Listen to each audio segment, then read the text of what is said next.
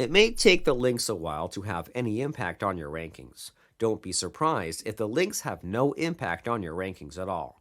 It all goes back to the authority of the domain and the page itself. Google ranks domains and pages both, and the link may not be worth much to them. Though, it may bring you a little bit of traffic if many people visit the resource page. Getting links on resource pages should only be one of the many things you do as a form of outreach to get links into your site.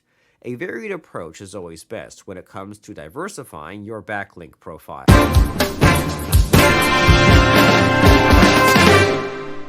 Many website owners fall into the trap of buying links from other people. This is dangerous for many reasons, but the most important reason of all is that it's against Google's rules. If you are caught doing anything to manipulate their results unjustly, your site will be penalized. How will Google find out if you buy links? Honestly, it's entirely possible that Google will never find out.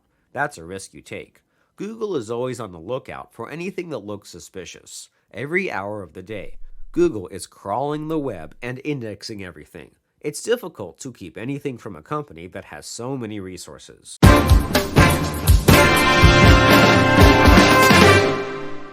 So, you just found a seller on a Black Hat forum who has tons of links for sale. They have all kinds of blogs in almost every niche you can think of. The person has what they call a private blog network and will sell you links if the price is right. First off, the person doesn't have a private blog network. It can't be private if he's selling the links to you. It's only private if no one knows about it. Does that make sense? These networks of sites tend to be very low quality. The link you receive will more than likely be on a blog with questionable content. The blog itself may contain spun content or is written by people who aren't native English speakers. Your link on a low-quality site will have little benefit, and it could end up hurting you in the long run.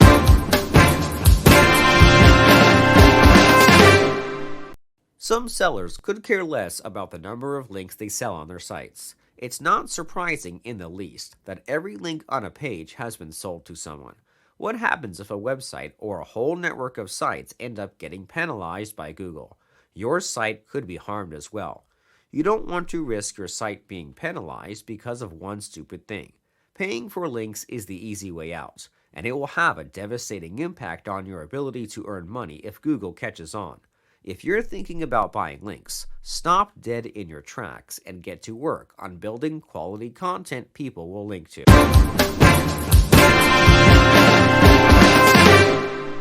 There are free options to do this online, or you can use Photoshop to crunch the size of your images. You want your images to be as lightweight as possible without suffering any quality loss. It sounds like an impossible task, but it isn't. There's plenty of software on the market today that can do this for you. It's just a matter of a few clicks, and the entire process is done. You should optimize every single image to make sure that they are as small as can be made.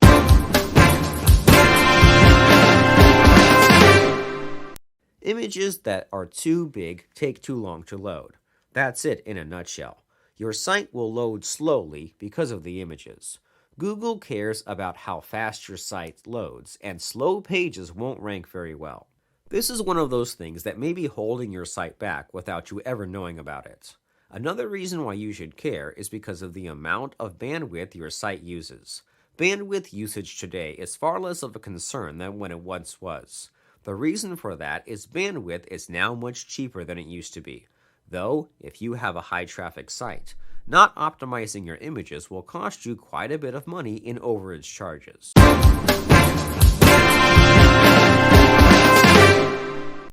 The real concern is less about desktop users, but those who are on mobile devices. A person using a desktop probably has a fast connection. Those people using a mobile phone, on the other hand, will more than likely have a slower connection. They will hit the back button if your page doesn't load quickly enough. If that happens, then Google will see it and think your site is of low quality. You may have great content, but that's not the way Google will see it. They know if people are quickly leaving your site, and you want to do anything in your power to make sure users stay as long as possible.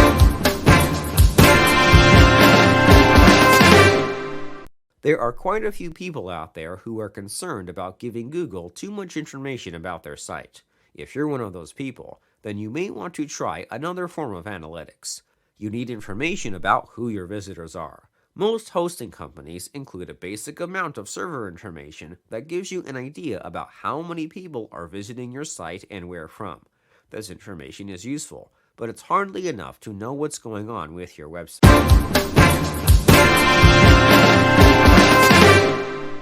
You won't have to pay a single cent to use Google Analytics, though the information it gives you is extremely valuable.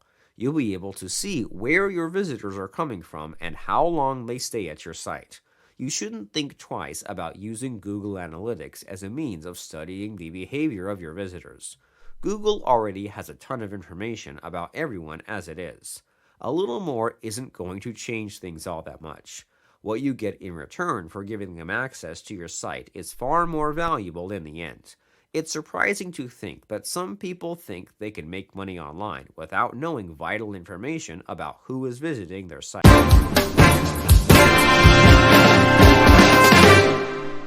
There are plugins to make the process easier if you're using WordPress.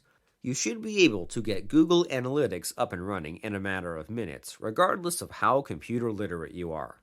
It might take a few days for the information to start pouring in. This is normal, and it shouldn't alarm you. Usually, it doesn't take that long, but they say it might.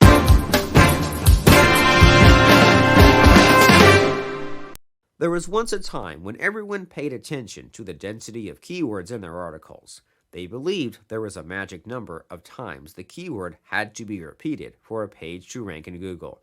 This may have been true in the past, but it certainly isn't today. Anyone who tells you to repeat the same keywords over and over again is leading you down the wrong path. It could hurt your site if Google thinks you're repeating the same words to try to manipulate its search results.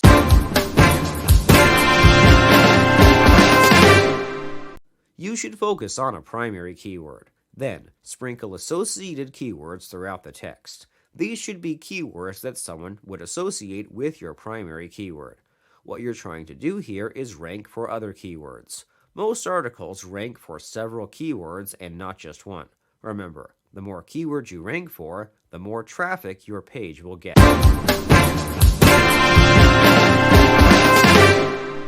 You've probably read an article that seemed okay, but it was a little off. You keep seeing the same keywords repeatedly in the article. The reason for that is they are trying to manipulate the search engine rankings by repeating the keyword over and over again. You know how difficult it is to read an article like that. That's another good reason to skip this altogether and focus on quality content around the keyword and not to repeat it continuously. Your content needs to address the question the user has. If it doesn't, then Google isn't going to rank it no matter what. Also, if you can't solve the problem the user has, you're not going to make any money. That in itself should be motivation to produce quality content.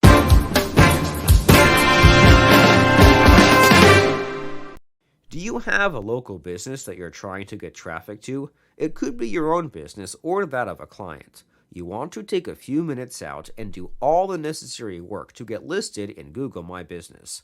This also includes making sure that there are several pictures of your establishment for Google to use.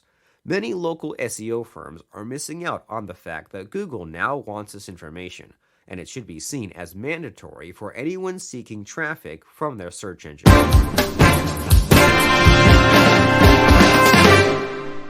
More than anything, Google is trying to separate the serious businesses from those that are not. Anyone can set up a website and claim to be an insurance agent in an area. It's a whole different thing if the person takes the time out to verify that their business does in fact exist. This tends to lend credibility in the eyes of Google, and they reward businesses who are willing to take this extra step.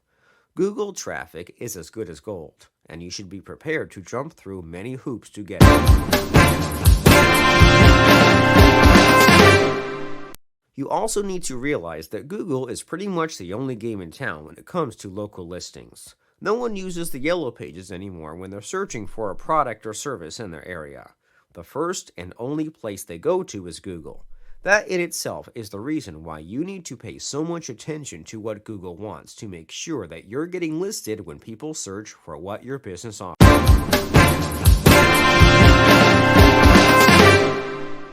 What is thin content, and why is it so bad? Thin content is content that doesn't have many words. These are short articles that are probably a few hundred words at the most. It's hard to believe that you could answer the question of the user using so few words. You should try to avoid at all costs producing thin content. Usually, it's a sign of either you haven't done enough research or you're trying to hurry through an article to finish it as fast as possible. Regardless of the reason, this type of content can hurt your site.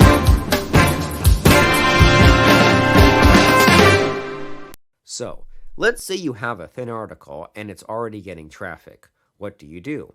Well, you rewrite the content to make it longer. You're probably not ranking anywhere near the top 3 spots for your page. The goal should always be to rank as high as possible when producing content. Go ahead and rewrite the content in the hopes that you outrank your competition. You will want to visit all the pages that outrank yours and get a feel for what they're doing. The only way you'll rank higher than those pages is if you provide better content.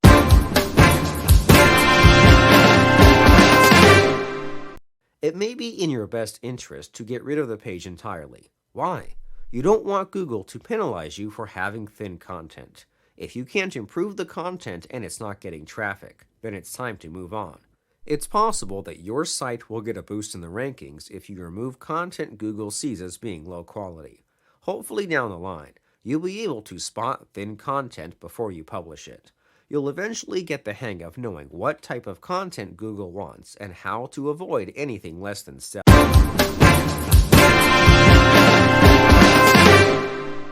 The purpose of your website is probably to make money. You'll make a whole lot less of it if your pages are cluttered with confusing ads. Some people think that more is better when it comes to having ads on their pages. That's not the case at all, and Google has been cracking down. Too many ads on your page lower the quality of the user experience. That's what Google cares the most about. They want to make sure that the users they send to you have the best experience possible.